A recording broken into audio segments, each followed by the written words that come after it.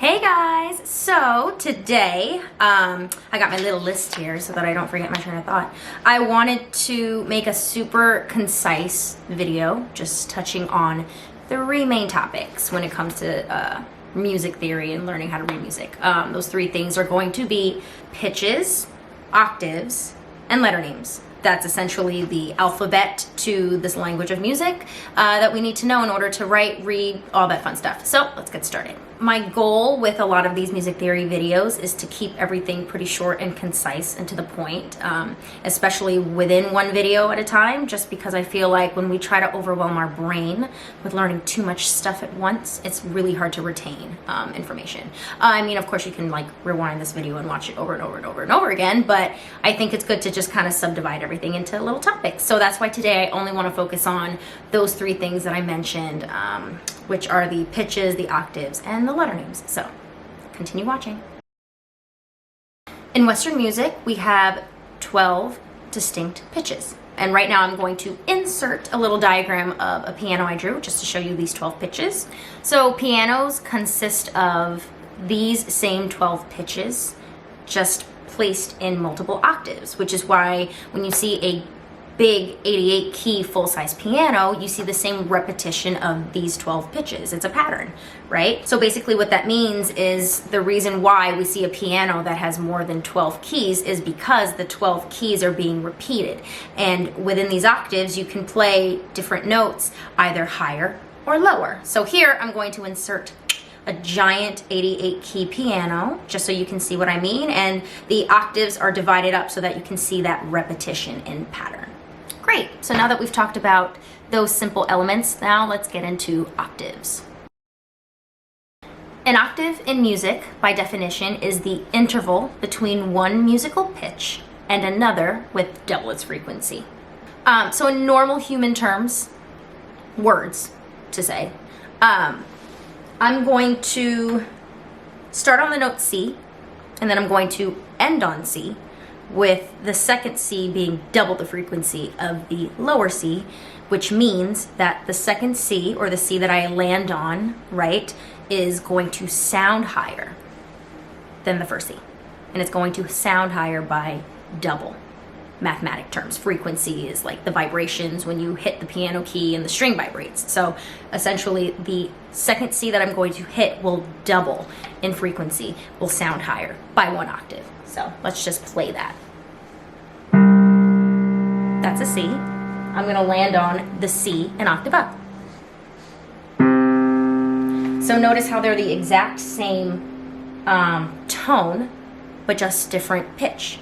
So they have the same letter name, they sound the same in our ears in terms of the tone or the quality, I want to say, of the note, but with pitch, with how high or how low it is, it's completely different. Now, if it's difficult for you to hear that this and this are the same note, watch when I play them together. Right? Let me do that again. Sounds the same.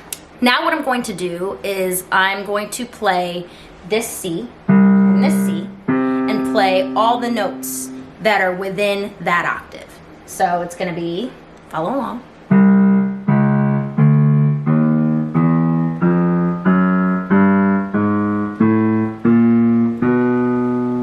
Back to C. And I have played all of the notes in consecutive order. So I go from, C to the next black note, to the next white note, to the next black note in consecutive order until I reach the last C, or the second C. So when you start on a note, right, and you travel either up or down until you hit the next equivalent letter named note, you've traveled an octave. So it doesn't matter where you start on the piano. So for example, I can just do another note. I'm gonna do A. This is A. I'm gonna travel down this time. This is also A. I'll play them at the same time. I'll do that one more time. So, yeah, A. Now let's travel down and travel up. I'm going to travel down. Ready?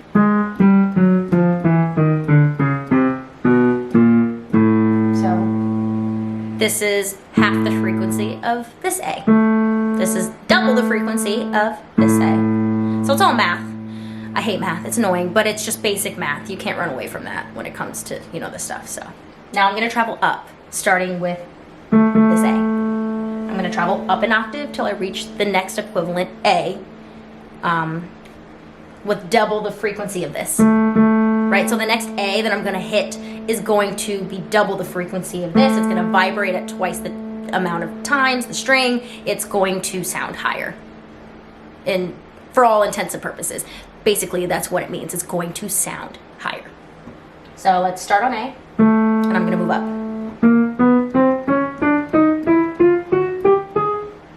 A, ready? A, A. Same note. Now I'm playing them at the same time, so you can just distinguish that they're the same. This A, this A, this A, all the same A. Let me see if I can play all three. There we go. All three are being played right now, and you can hear that they're all the same note, just in different octaves. One more thing I want to note when it comes to all the notes that I just played within these octaves, these different octaves, I've hit all of the same notes, whether I go up or down, right? Because the piano consists of the same 12 pitches, just being repeated. So if I pick a point within an octave, right, and end on the same point in the next octave up, I've still hit the same 12 pitches that exist.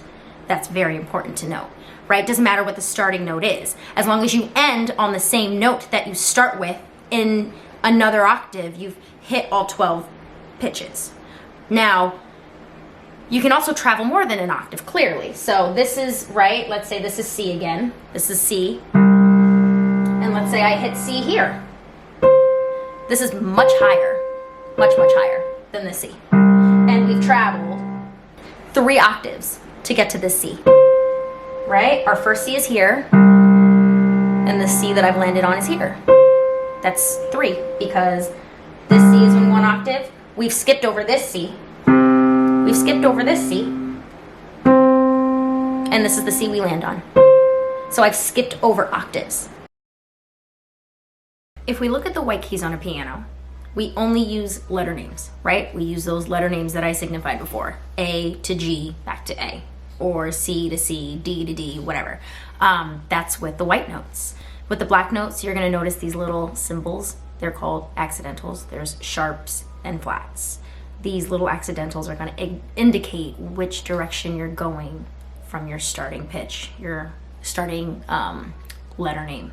Both of these accidentals signify to a musician or a singer or whoever is reading the piece of music to sing or play the note that is half a step away from its letter name. Whether it's up or down will be determined by whether it's a sharp or a flat.